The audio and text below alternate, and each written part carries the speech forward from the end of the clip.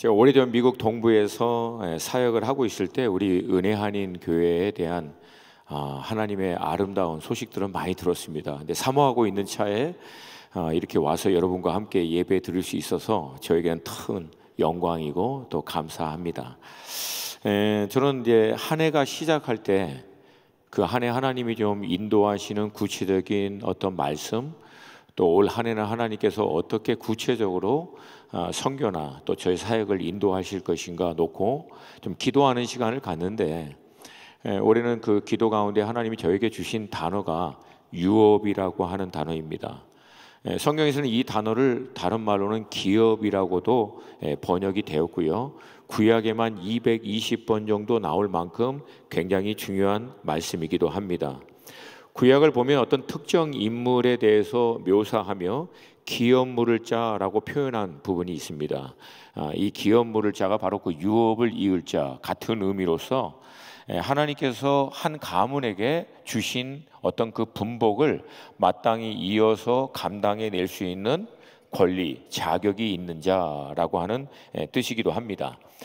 쉽게 얘기해서 이스라엘 백성들에게 하나님이 유업으로 주신 땅은 가나안 땅이고요, 이스라엘 전체의 그 가나안 땅 가운데서도 하나님이 각 지파와 또 가문에게 맞춰 영원히 그들에게 유업이 될 수 있도록 허락하십니다.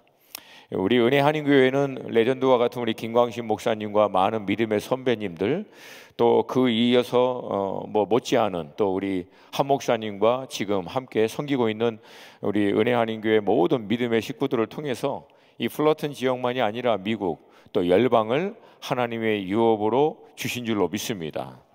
그 선한 일들을 하나님이 아름답게 해 오셨고 지금도 계속해서 해 가시고 또 마지막 때까지 그렇게 온전히 감당케 하실 줄로 믿습니다. 사실 하나님께서는요, 이 땅의 모든 피조 세계를 창조하고 난 다음 마지막에 사람을 하나님의 형상으로 창조하시고 하나님이 창조하신 모든 피조 세계를 마치 유업으로 다스리고 통치할 수 있는 권한을 허락해 주셨습니다. 근데 안타깝게도 원수인 사단이 사람에게 주어진 이 모든 유업을 불법과 같이 이제 빼앗게 되는데, 그렇게 빼앗을 수 있는 근거는 사람의 불순종이었습니다. 그러니까 여러분, 불순종은 단순히 하나님께 죄송합니다, 아니면 하나님이 우리에게 주시고자 하시는 복을 조금 못 누리는 그런 수준이 아니라 창세전부터 하나님이 우리를 위하여 예비하신 각 개인도 그렇고 공동체와 나라와 민족도 그 시대도 마찬가지로 하나님이 예비하신 어마어마한 유업을 빼앗기게 된다라고 하는 것이에요. 반대로 온전한 순종은 빼앗겼던 유업을 회복하는 통로로 하나님이 사용하십니다. 우리 은혜 안인 모든 믿음의 식구들은 하나님의 그 약속의 말씀을 의지하여 온전한 순종을 통해서 빼앗겼던 열방의 모든 나라와 민족과 족속을 유업으로 취하는 데 아름답게 쓰임받게 되기를 주님의 이름으로 축복합니다. 하나님께서는 이 유업의 회복에 놀라운 하나님의 이 계획을 이루기 위해서 갈대아 우르에 있는 아브라함을 불러 그 후손에게 가나안 땅을 유업으로 줄 것으로 약속하시고 아브라함을 하나님의 계획 가운데로 초청합니다. 아브라함은 자신의 모든 갈대아 우르의 삶을 다 정리하고 하나님의 계획에 동의하고 말씀을 쫓아 행함으로 자신뿐만 아니라 자신을 통해서 하나님이 세우신 이스라엘 전체에게 가나안 땅을 유업으로 받을 수 있는 그 축복의 통로, 복의 근원이 됩니다. 근데 여러분, 놀라운 것은 하나님은 이스라엘 백성들을 분명히 가나안 땅을 유업으로 주신다고 약속했지만 그 유업은 가나안 땅만이 아니라 너는 내게 구하라, 내가 열방을 유업으로 주리라. 그러니까 사실 가나안 땅은 이스라엘 백성들에게 시작이고요, 결국 그 모든 나라와 열방을 유업으로 주시고자 또 그리스도 예수 안에서 우리 또한 하나님의 택하신 족속이 되었기 때문에 우리에게 분복을 허락하신 이 플러튼 땅만이 아니라 믿음으로 하나님께 구할 때 열방을 우리에게도 유업으로 주실 줄로 믿습니다. 아멘이 좀 약해요. 다시 한번 믿습니다. 하나님이 그렇게 준비하고 난 다음 이제 그 믿음의 여정을 아브라함에서부터 이삭에게, 또 이삭에게로부터 야곱에게, 또 야곱의 아들인 요셉을 통하여 하나님이 야곱 즉 이스라엘의 모든 가정을 애굽 땅으로 인도하여 400년간 그들로 하여금 큰 민족을 이룰 수 있도록 준비합니다. 그리고 때가 되자 하나님은 모세를 통해서 애굽 땅에 있는 이스라엘 민족 전체를 이끌어내어 하나님이 아브라함 때 약속했던 가나안 땅으로 그들을 인도해 주십니다. 그 인도의 여정 가운데 가장 먼저 그들이 도착한 곳이 시내산이고요. 그 시내산에서 이스라엘 백성 전체는 하나님과 언약식을 맺습니다. 그 언약의 내용은 세 가지입니다. 첫 번째, 야훼 하나님이 그들의 하나님이 되어 주실 것이고 이스라엘 백성들은 하나님의 백성들이 될 것이다. 그러니까 쉽게 얘기하면은 너희들이 나 야훼 하나님을 너희의 유일한 하나님으로 믿으면 너희 이스라엘 백성들을 내가 책임지겠다는 말씀이에요. 이게 그리스도 예수 안에서 믿는 우리에게도 하나님이 주신 동일한 약속의 말씀임을 믿습니다. 우리의 죄를 사해 주신 예수 그리스도를 믿고 영접함으로 거듭나 하나님을 유일한 참 하나님으로 믿는 우리들을 하나님은 지금 그 순간부터, 영접한 그 순간부터 영원까지 끝까지 책임져 주시는 줄로 믿습니다. 두 번째는 하나님이 이스라엘 백성들이 하나님의 백성답게 살 수 있도록 율법과 약속의 말씀을 주시고 또한 그들이 하나님을 섬길 수 있는 제사의 제도를 상세하게 이스라엘 백성들에게 가르쳐 줍니다. 그리고 마지막으로 모든 열방, 나라, 민족과 이스라엘을 구분할 수 있는 한 가지가 뭐냐면 하나님이 이스라엘 백성 가운데 거하시는 것입니다. 그래서 이스라엘 백성 가운데 하나님이 거할 수 있는 처소인 성막을 세우도록 명령하시고 그 준비를 끝냅니다. 이제 이 준비가 다 되고 난 다음 10개월 후 결국 이스라엘 백성들은 시내산을 떠나 가나안 땅에 들어갈 수 있는 초입인 가데스 바네아에 도착합니다. 그리고 12명의 정탐꾼을 보내서 40일간을 정탐시키고 돌아와 그들이 보고를 합니다. 근데 안타깝게도 우리가 알고 있듯이 그 12명 가운데 10명은 이 가나안 땅에 대한 부정적인 평가를 합니다. 안악자손은 너무 크다, 성벽은 너무 높다, 산악지대 가보니까 쉽게 얘기해서 이건 장난 아니다, 이건 도저히 안 된다. 근데 여러분, 이 사람들이 터무니없는 거짓말을 한 게 아니에요. 명확한 팩트를 얘기합니다. 근데 문제는 팩트는 정확하게 분석했을지 몰라도 이들이 놓친 게 있어요. 그건 하나님의 약속의 말씀이에요. 반대로 갈렙과 여호수아는 그 어마어마한 팩트의 한계적인 문제임에도 불구하고 그들은 뭘 붙잡냐면 하나님의 약속의 말씀을 붙드는 거예요. 하나님이 이 땅을 우리에게 유업으로 주셨다. 그리고 하나님이 우리가 순종함으로 유업의 땅에 들어가면 함께 하신다라고 약속했다. 그러므로 들어가서 우리가 취하자. 그들은 우리의 밥이다. 똑같은 가나안 땅을 봤는데도 누구는 안 된다고 얘기하지만 누구는 이게 들어가서 우리가 밥으로 취할 수 있다라고 얘기하는 거예요. 여러분, 그 차이는 딱 하나예요. 앞에 있는 사람은 현실의 팩트에 눌려버렸지만 두 사람은 현실의 팩트보다 더 강력한 하나님의 약속의 말씀과 하나님의 임재를 붙드는 거예요. 여러분, 이것은 단순히 이스라엘 역사의 문제의 사건만이 아니라 이 시대를 살고 있는 우리의 실제적인 신앙의 삶에서도 동일하다라고 하는 거예요. 여러분, 우리가 이 땅에 사는 동안 하나님을 떠난 원수가 만든 이 불법적인 횡포하여 만든 세상의 가치, 체계, 학문, 이것들을 쫓아서 만든 이 유행의 큰 흐름 가운데 사는 거 만만치 않습니다. 그래서 우리가 약속의 말씀을 붙들고 주님을 순종하며 사는데 늘 우리에게 도전이 되는 것은 현실이라고 하는 한계와 문제와 어려움이에요. 때로는 우리 성도님들이 그것 때문에 고민하고 뭐 불평 아닌 불평도 해요. 아니, 이게 너무 힘들다고, 현실이 너무나 어렵고 힘들다고. 근데 여러분, 뭐 죄송한 말이지만 저보다 인생의 연륜이 더 많으시고 믿음의 또 여정도 더 오래 하신 우리 많은 선배님들, 우리 형님 누님들이 잘 아시다시피 여러분, 현실은 늘 어렵습니다. 이게 지긋지긋하신 분들은요, 빨리 승천하셔야 돼요. 이게 죽을 때까지 이게 해결이 안 됩니다. 그러니까 어차피 해결되지 않는 현실의 문제와 어려움, 여기에 시달리는 게 아니라 이것마저도 넉넉히 이겨낼 수 있는 하나님의 약속의 말씀으로 충만, 함께 하시는 하나님의 임재로 충만, 이게 오히려 현실의 한계를 돌파하게 만든다는 거예요. 여러분, 그렇게 될 수 있기를 주님의 이름으로 축복합니다. 아멘입니까? 결국 이스라엘 백성들은 이 현실의 문제 앞에서 약속의 땅이 눈앞에 있는데도 불구하고 돌아섭니다. 돌아선 그들의 결과가 뭡니까? 그건 광야예요. 하나님의 유업으로 들어가지 못하면 남은 인생은 광야입니다. 여러분, 광야에서 성공해도 어디입니까? 너무 안 어려워요. 그냥 간단하게 얘기하면 돼. 광야에서 성공하면 어디예요? 광야에서 높이 올라가도 어디예요? 광야에서 잘 나가도 뭡니까? 안식이 없다는 거예요. 거기는 영원히 헤맬 수밖에 없다는 거예요. 여러분, 그래서 광야에서 우리가 나오기 위해서는 유업의 땅으로 약속의 말씀을 쫓아 들어가야 합니다. 할렐루야, 아멘입니까? 안타깝게도 이스라엘 백성 1세대들은 광야에서 생을 다 마쳐요. 38년 후 결국 2세대 갈렙과 여호수아, 모세를 포함한 2세대들이 모압과 에돔의 경계인 세렛 시내를 딱 건너면서 1세대는 거기서 생을 마침하고 결국 2세대만 딱 건넙니다.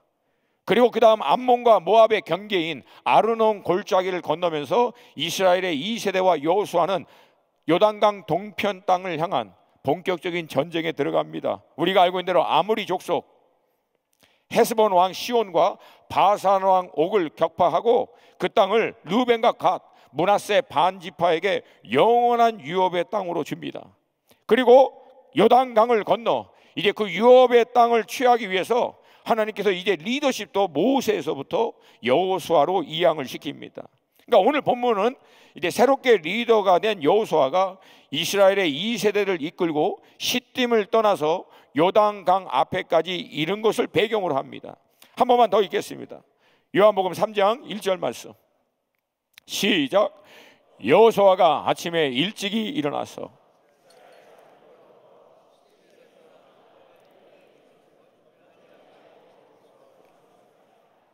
아멘.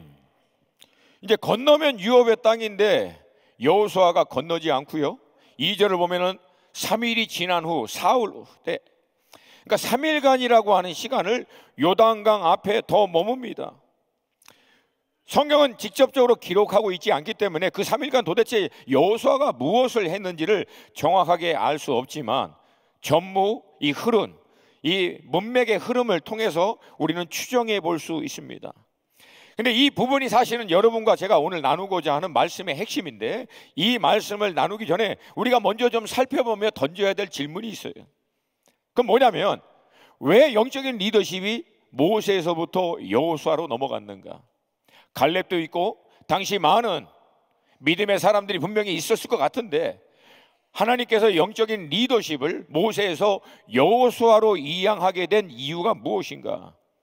그 이유를 하나님이 직접 다음과 같이 밝히십니다. 민수기 27장 18절 말씀, 우리 한 목소리를 읽습니다. 시작.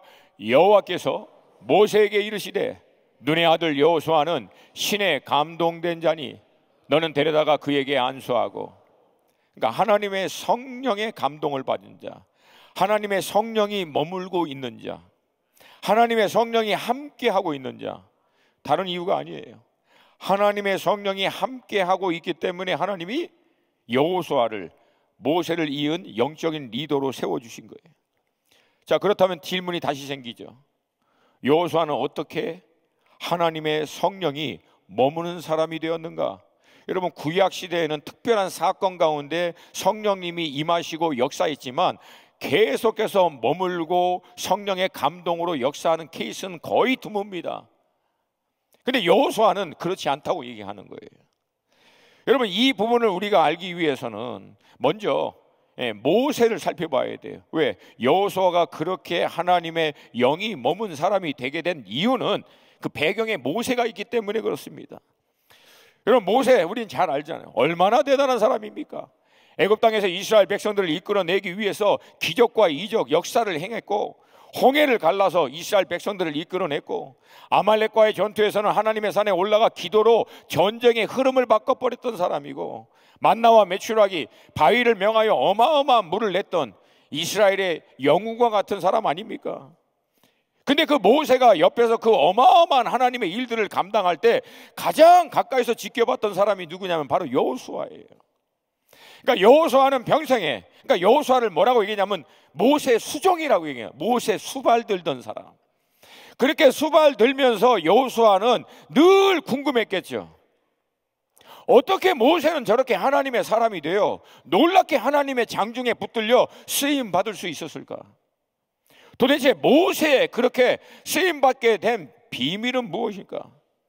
여러분, 미련한 사람들은요, 영적인 리더나 거장들의 퍼포먼스, 외적으로 드러난 사역, 어떤 스파이라이트, 그들이 나타내고 있는 현상에 주목을 합니다. 근데 지혜로운 하나님의 사람들은요, 그 리더가 그렇게 쓰임받게 된 이면의 배경에 이유가 어디 있는지를 살핍니다. 여호수아도 마찬가지죠. 그래도 어느 날 여호수아가 깨닫게 된 거예요. 모세가 그렇게 하나님 앞에 쓰임받을 수 있었던 결정적인 이유가 어디에 있는지를 비로소 알게 된 겁니다. 출애굽기 33장 11절 말씀입니다. 우리 한 목소리로 같이 읽습니다. 시작. 사람이 그 친구와 이야기한 같이 여호와께서는 모세와 대면하여 말씀하시며 모세는 진으로 돌아오나 그 수종자 눈의 아들 청년 여호수아는 회막을 떠나지 아니하니라. 사람이 자기의 친구와 이야기한 같이 여호와께서는 모세와 대면하여 말씀하시며. 이건 더 이상 무슨 설명이 필요합니까? 이게 모세가 하나님의 장중에 붙들려 쓰임받았던 이유였던 거예요. 하나님과 친밀한 가운데 그 하나님의 임재 앞에 머물며 대화하듯 하나님의 그 모든 신령한 것을 공급받을 수 있는 그 자리를 지켰던 사람 모세. 이거를 깨달은 다음에 여러분 여호수아는 어떻게 합니까? 모세는 그렇게 그 회막에서, 이게 텐트 오브 미팅, 하나님과 만나는 장막이거든요. 그 장막에서 모세는 하나님과 대면하여 그 시간을 보내고 난 다음에 진중으로, 백성이 있는 진으로 돌아옵니다. 근데 여러분 여호수아는 어떻게 해요? 돌아오지 않고 그 회막에 머물러요. 머물면서 뭘 했을까요? 상식적이죠. 머물면서 갈망했겠죠. 모세를 대면하신 하나님, 나도 대면하여 주시옵소서. 모세를 만난 하나님, 나도 만나 주시옵소서. 모세 가운데 놀랍게 역사하신 하나님, 저를 통해서도 하나님 역사하여 주시기를 원합니다. 여호수아는 갈망했어요. 모세가 떠난 그 자리에서도 떠나지 않고 하나님 앞에 매달리며 하나님께 구한 거예요.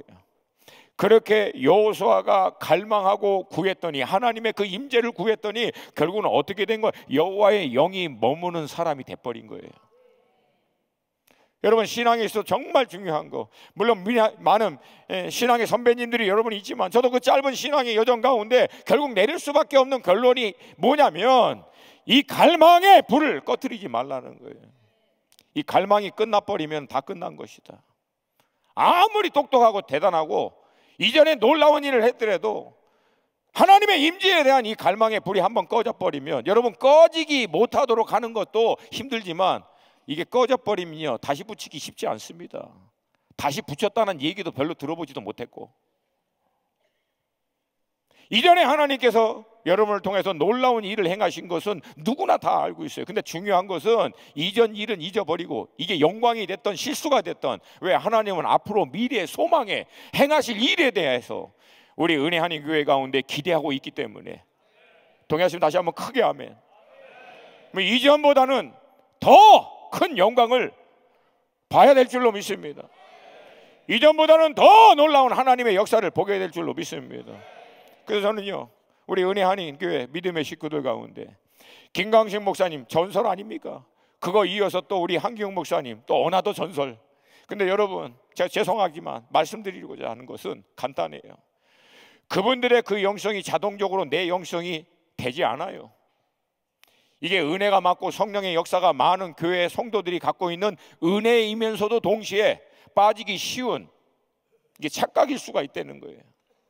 여러분 그분들이 하나님 앞에 매달려 하나님의 은혜로 말미암아 충만함을 받아 놀라운 하나님의 도구로 쓰임 받은 것을 보셨다면, 여러분 우리도 동일하게 요청해야죠. 김 목사님을 통해서 역사하신 하나님, 한 목사님을 통해서 역사하시는 하나님, 나도 만나 주시옵시고 나를 통해서도 역사하여 주시옵소서. 내게도 오셔서 말씀하여 주시옵시고 나도 기름 부으시고 역사하여 주셔서 믿음의 이 선진들처럼, 선배들처럼, 당신의 하나님의 사람들처럼 하나님 저를 통해서도 내게 하나님이 장세전부터 예비한 그 유업을 취할 수 있는 자로 나를 사용하여 주시옵소서. 여러분 이 갈망이 여러분 가운데 계속 불과 같이 일어날 수 있기를 축복합니다. 여러분 그래서 간단해요. 누가 영적인 하나님의 은혜와 유산을 취하느냐? 갈망하는 자입니다. 갈망하는 자입니다. 하나님을 찾으면 하나님을 만나리라고 얘기하지 않았어요. 나를 간절히 찾는 자가 나를 만나리라. 여러분, 찾는 것보다 더 강조하고 있는 단어가 그거예요. 간절히. 몸부림치라는 거예요. 하나님을 만나기 위해서 임할 때까지, 불이 임하고 말씀이 임하고 하나님께서 내게 영적인 눈을 열어 하나님이 하고자 하시는 일들을 보여주실 때까지 갈망하는 거예요. 할렐루야. 이 돌파가 있기를 주님의 이름으로 축복합니다. 제가 미국 동부 시골에 있을 때 얼마나 많은 은혜에 대해 이 은혜 한인교회 얘기를 듣고 김광식 목사님 얘기 들었는지 몰라요. 근데 상대적으로 저는 한 목사님에 대해서는 잘 몰랐었어요. 근데 지금 이제 한 목사님의 둘째 아들인 우리 엘리야 한이 저와 같이 있거든요. 근데 엘리야 한이 자기 아버지 얘기하면서 늘 저한테 그러는 거예요. When I see my daddy at home, he always pray. 내가 우리 아버지를 집에서 볼 때마다 아버지가 하는 것은 늘 기도하는 거였다고. 늘 기도하는 거였다고. 그러니까 여러분, 그 레전더리 같은 그 이전의 목사님의 자리를 메꾸는 게 쉽지 않거든요. 근데 그걸 메꿀 수 있었던 이유가 뭡니까? 기도하는 거였어요. 기도하는 거였어요. 할렐루야. 결국 기도하며 갈망하는 자들에게 하나님이 역사해 주실 줄로 믿습니다. 신약 시대를 살고 있는 우리들에게는 성령 하나님의 역사가 조금 다른 관점이 있는 건 맞아요. 우리가 예수 그리스도를 우리의 구주와 주인으로 영접하여 믿으면 성령 하나님이 우리 안에 들어오셔서 우리가 하나님의 자녀인 것을 확증시키기 위해서 인쳐주시는 줄로 믿습니다. 그러니까 불도장 찍은 거예요. 이는 내 딸이다, 이는 내 아들이다. 여러분, 불도장 찍으면 지울 수 있다 없다? 있다 없다? 예, 그래서 그리스도 예수 안에 있는 하나님의 사랑에서 우리를 끊을 자가 없다는 거예요. 그렇게 불도장 딱 찍고 난 다음 성령 하나님이 우리를 그분의 거하시는 처소로 삼아 우리 안에 들어와 우리와 함께 하시는 거예요. 그리고 우리를 가장 1차적으로는 이 진리의 말씀을 잘 분별하여 깨달아 알 수 있도록 마치 몽학 선생이 되어 그 진리의 말씀으로 우리를 인도하여 말씀이 궁극적으로 가리키고 있는 것, 우리의 믿음의 실체가 되시는 주 예수 그리스도를 알고 살아계신 하나님을 아는 데서 자라가도록 우리 가운데 역사하여 줄 줄로 믿습니다. 그 아는 것은요, 이해하는 게 아닙니다. 헬라어 기노스코, 히브리 말로 이 야다라고 하는 것은 말씀을 통해서 말씀의 지식과 인포메이션과 자료를 체계적으로 이해하고 머리에 담아두고 있는 것을 위해서 준 게 아니에요. 21세기 현대 그리스도인들이 갖고 있는 가장 안타까운 게 뭐냐면 신앙을 학습으로 접근하는 거예요. 학습으로. 근데 여러분, 창세기부터 요한계시록 보세요. 하나님의 사람들이 공부하다가 쓰임 받았는지, 하나님의 사람들이 어떻게 하나님 앞에 쓰임 받습니까? 하나님 앞에 매달리다가 임함으로 쓰임 받습니다. 그러니까 결국은 말씀 앞에서 우리는 매달림으로 이 말씀이 궁극적으로 가리키고 있는 하나님, 살아계신 주님을 인격적으로 영적으로 만나 임파테이션 받는 거예요. 말씀이 임하는 거예요. 거기에 불이 임하는 거예요. 기름 부으심이 임하는 거예요. 하나님 당신이 우리에게 갈망하는 자에게, 말씀 앞에 씨름하고 기도하는 자들에게 당신을 나타내시는 거예요.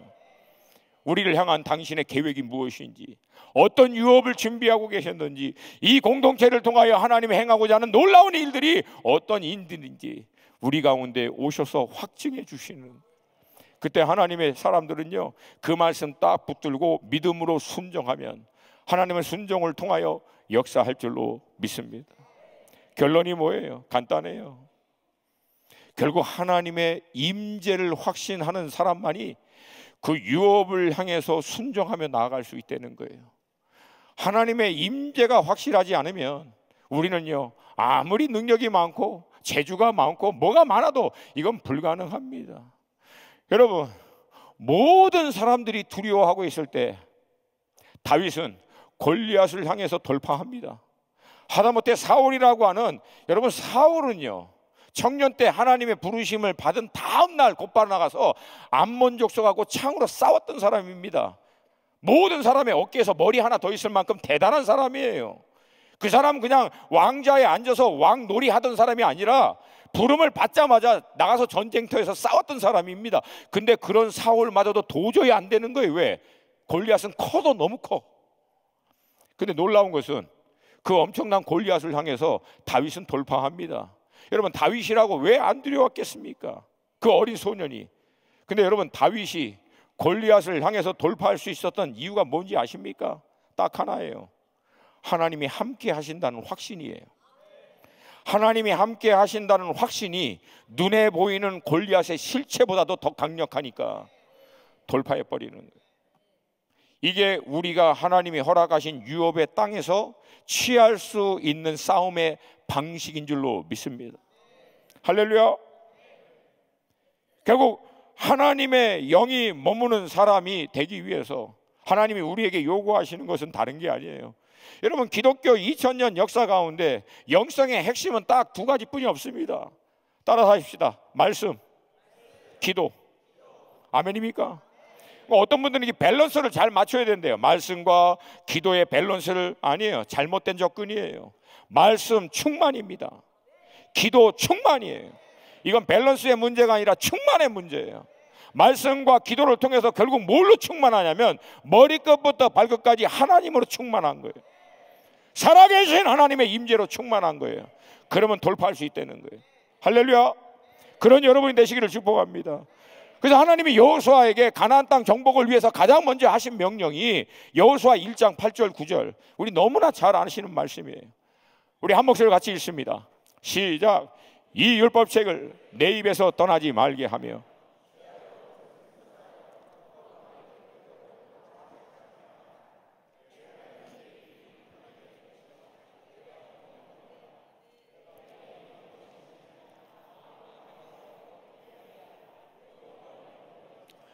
내가 어디로 가든지 내 하나님 여호와가 너와 함께 하느니라 하시니라. 아멘.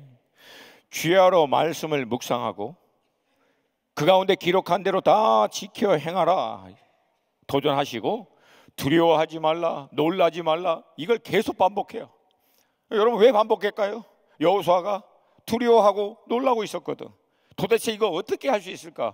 모세라고 하는 어마어마한 하나님의 사람의 그 빈자리를 채워서 이새와 함께 이끌고 가나안 정복을 하려고 하니까 이게 두려울 수밖에 없는 거예요. 놀랄 수밖에 없고. 근데 하나님이 그걸 계속 얘기하면서 뭐라고 도전합니까? 내가 너와 함께 할 거야. 할렐루야. 근데 문제는 뭐예요? 하나님이 나와 함께 하신다는 확신이 흔들린다는 거예요. 삶의 현장에서 유업을 취하는 그 자리에서 하나님의 임재가 안 보이는 거예요. 하나님의 임재가 안 느껴지는 거예요. 여러분, 우리가 언제 쓰러집니까? 언제 절망합니까? 언제 결국 현실이라고 하는 차가운 문제와 위기와 어려움 앞에서 결국은 우리의 믿음의 경주를 끝내지 못하고 무릎 꿇거나 거기에 멈춰서는 이유가 뭡니까? 하나님이 안 보이는 거예요. 하나님이. 주님이 안 보이는 거예요. 주님이. 그러니까 왜 하나님의 말씀을 주야로 묵상하냐면 그 말씀을 주야로 묵상해서 말씀의 인포메이션, 팩트, 날리지 머리에 이거를 잘 정리해서 담아두라는 얘기가 아니라 말씀을 날마다 주야로 말씀 앞에 나아가서 보이지 않는 하나님이 내 앞에서 명확해질 때까지 말씀 앞에 머무르라는 얘기예요. 말씀을 통해서 하나님이 누구신지, 말씀을 통해서 하나님이 어떤 일을 행하셨던 분이신지, 말씀을 통해서 하나님이 우리에게 어떤 약속을 주셨는지 이게 내 안에 확증이 될 때까지 말씀 앞에 머무르라는 거예요. 기도하는 자리에 머무르라는 거예요. 그걸로 무장할 때 우리는요, 어떤 현실적인 위기와 어려운 가운데서도 담대하게 약속의 말씀을 붙들고 유업의 땅으로, 그 유업의 영역으로 나아갈 수 있을 줄로 믿습니다. 하나님의 말씀을 주야로 묵상하는 것은요, 1차적으로는 내 일상의 삶의 현장에서 흐려져가는 하나님의 임재를 다시금 늘 스스로에게 확인시키는 작업이에요. 하나님 계시지, 하나님 분명히 살아계시지, 놀라운 일을 행하셨고 지금도 행하시고 앞으로도 행하실 것이지, 하나님의 약속의 말씀은 절대 변하지 않지, 말씀하신 대로 반드시 이루시지, 이걸 스스로에게 확인시키는 거예요.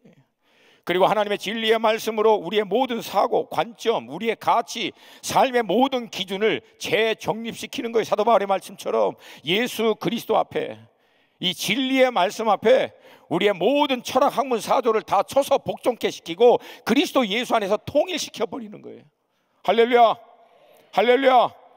그래서 하나님을 떠난 사람들이 나아가 불법적으로 행하는 그 삶의 현장 한복판에서도 우리는 진리가 기준이 되고 하나님의 진리의 말씀을 쫓아 사는 하나님의 백성으로 살아내는 거예요. 물론 말씀으로 무장하고 임재로만 충만하면 모든 게 다 되느냐? 아니에요. 성경은 그렇게 얘기하고 있지 않아요. 싸울 날을 위하여 마병을 예비하다고 얘기합니다. 결국 승리는 여호와께서 주시는 것이지만 싸울 날을 위해서 우리에게 최선을 다하여 준비하라고 주님은 또한 요청하십니다. 그래서 여러분, 이스라엘 백성도 단순히 말씀으로만 무장하고 임재로만 충만해서 나가 싸운 게 아니라 이미 그 전에 싸움에 나갈 수 있는 군대의 계수 20세 이상의 남자들 60만 명을 딱 준비합니다. 그리고 이스라엘 전체 민족을 싸움에 나갈 진별로 군대 조직으로 개편을 끝내요. 이미 앞전에 보면 양식 준비 다 끝냅니다. 전쟁을 위해서.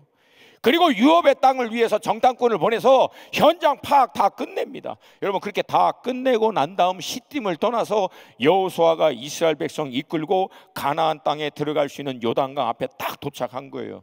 근데 서두에 말씀드린 대로 여기에 3일을 또 머물러요. 왜요? 두 가지. 하나님의 임재가, 하나님이 자신과 이스라엘의 2세대와 함께 하신다라고 하는 것이 다시금 명확히 될 때까지 그 자리에서 머문 거예요. 하나님 함께 하셔야 합니다. 모세를 통하여 이끌었던 하나님, 이제 저를 통해서 하나님 함께 하시고 역사하여 주시옵소서. 요단강가 앞에서 하나님하고 몸부림치는 거예요. 하나님의 임재가 머리끝부터 발끝까지 충만해질 때까지. 할렐루야. 그리고 여호수아가 백성의 리더십들을 통해서 모든 회중에게 선포합니다. 오늘 본문 3장 5절 말씀이에요. 우리 같이 한번 5절 말씀 보겠습니다. 3장 5절 말씀 시작. 여호수아가 또 백성에게 이르되 너희는 스스로 성결하게 하라. 여호와께서 내일 너희 가운데 기사를 행하시리라. 아멘. 여기 성결하게 하라라고 하는 원래 의미적으로 이게 접근해 보면은 구별하라라고 하는 것이 더 가깝습니다. 영어로는 이걸요 consecrate heart라고 얘기합니다. 하나님 앞에 구별하여 드리는 마음. 그러니까 하나님이 너희들을 통해서 역사할 수 있도록 너희들의 마음과 중심을 하나님이 역사할 수 있는 컨디션을 만들어내라, 그 뜻이에요. 여러분, 능력과 힘은 우리에게 없어요. 하나님께 있지. 하나님의 능력과 모든 하늘의 신령한 Every good and perfect gift come from above라고 얘기하잖아요. 가장 좋은 모든 은사와 좋은 것은 위에 계신 하나님께로부터 옵니다. 우리는 그것을 축적하고 있는 게 아니에요. 그게 포도나무와 가지의 비유의 의미입니다. 포도나무 안에, 몸통에, 예수 안에 모든 필요한 것이 다 있어요. 근데 가지가 그것을 공급받을 수 있기 위해서는 포도나무에 딱 붙어 있어서 원활한 공급을 받을 수 있는 컨디션을 만들라는 얘기예요. 이게 성결케 하라, 구별케 하라는 뜻이에요. 그래서 마음껏 하나님이 구별되어 하나님 한 분에게만 정렬되어지고 모아진 너희들의 마음과 생각을 통해서 역사할 수 있도록 준비하라는 뜻이에요. 할렐루야. 여러분, 이 시대 우리의 싸움 다른 거 아니에요. 우리 마음과 중심이 하나님 한 분에게만 구별되어 나뉘지 않도록 하는 게 영적 싸움의 가장 치열한 현장입니다. 왜? 그게 돼버린 사람은요 원수가 막질 못합니다. 할렐루야, 할렐루야. 말씀 앞에 서는 것도 그걸 만들어내는 거예요. 기도하는 자리 나아가는 것도 결국 그거 만들어내는 거예요. 나는 어떤 누구에게도 어느 것에서도 하나님 반응하거나 타협하지 않겠습니다. 하나님 한 분에게만 구별, 하나님께만 반응하겠습니다. 여러분, 지금도 저도 이 싸움 해요. 제가 여러 나라를 다니면서 선교사들을 동원하고 훈련하고 그들을 보내고 신방하고 신방할 때 이제 위문품 갖고 다니고 라면하고 이제 고추장 된장 들고 다니면서 하는데, 그럼에도 불구하고 그들을 위해서 기도하는데도 더 많은 시간은 제가 하는 기도는 간단해요. 하나님, 저의 마음과 생각과 중심이 하나님 한 분에게만 모아지게 하여 주시옵소서. 왜? 이것만 되면 알거든요, 하나님 역사하실 거라는. 아멘입니까? 결국 이것이 될 때까지 여호수아는 자기 자신을 하나님 앞에 3일간 머물도록 하고 백성들에게도 동일한 요청을 합니다. 하나님 임재 놓치지 마라. 하나님의 임재 놓치지 마라. 임재에 매달려라. 그리고 너희 자신들을 구별하여 하나님 마음껏 너희들을 통해서 역사할 수 있도록 준비하라. 결국 그 준비가 다 마친 다음 여호수아는 이스라엘 2세대를 이끌고 나아가 하나님이 아브라함 때 그들에게 유업으로 주기로 약속하신 그 가나안 땅을 다 취합니다.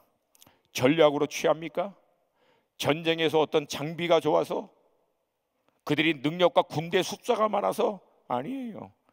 하나님의 임재만을 쫓아서 말씀에 순종하고 자신들을 구별하여 하나님께만 반응했을 때 하나님이 하신 거예요. 하나님이 하십니다. 하나님께서 우리 은혜하는 교회를 통해서 놀라운 일을 행하셨는 줄로 믿습니다. 그런데 여러분, 앞으로는 더 놀라운 일을 행하실 줄로 믿습니다. 아멘이 조금 약해요. 제가 생각할 때는. 다시 한번, 앞으로도 더 놀라운 일을 행하실 줄로 믿습니다. 우리 믿음의 선배님들, 어르신들, 우리 김광신 목사님과 함께 이 몸된 교회를 세우느라고 이제 머리가 다 하얗시고 어쩌면 좀 힘도 없으시고 괜찮아요. 근데 여러분, 천국 가서 쉬세요. 우리 좌우에 계신 분하고 믿음으로 선포하겠습니다. 천국 가서 쉬자. 뭘 이 땅에서 쉬어요. 쉬기는 뭘 리타이어, 타이어 다시 바꿔, 바꾸고 다시 달리셔야지. 아멘입니까? 목사님, 저는 돌아다닐 힘은 없어요. 괜찮아요. 여기 기도실이 있더라고요. 열방의 기도실 어마어마하게 좋더라고요. 거기 가서 기도하세요. 그 기도의 골방에서 열방을 하나님과 경영하고 다스리세요. 하나님이 여러분에게 허락하신 분복, 그 유업에 있어서 그것을 구별하여 하나님 앞에 드려 여러분의 다음 세대가 그 유업을 이어서 열방과 나라와 민족 가운데 나아갈 수 있도록 여러분들이 그것을 뒤에서 후원하고, 그래서 모든 세대가 함께하는 거예요. 아비와 어미 세대들은 꿈을 꾸는 거예요. 우리의 다음 세대가 은혜하는 교회의 놀라운 꿈을 계속해서 이어가 결국은 더 놀라운 하나님의 일을 감당할 수 있는 꿈을 꾸는 거예요. 꿈을 꾸는 거예요. 젊은이들은 하나님의 비전, 하나님의 말씀이 임하고 하나님의 영이 임해서 세상의 야망이 아닌 하나님의 놀라운 계획을 향해서 자기 인생을 던지고, 어린 아이들은 일찍부터 말씀과 기도로 충만함을 받아서 예언하며 하나님의 행하실 일들에 대해서 선포하고, 그래서 이 모든 세대가 열방을 유업으로 취할 수 있게 되기를 주님의 이름으로 축복합니다. 우리 믿음으로 선포하겠습니다. 주께서 이전보다 더 놀라운 일을 행하실 것입니다. 믿으시면 크게 아멘. 좌우에 계신 분에게 주께서 이전보다 더 놀라운 일을 행하실 것입니다.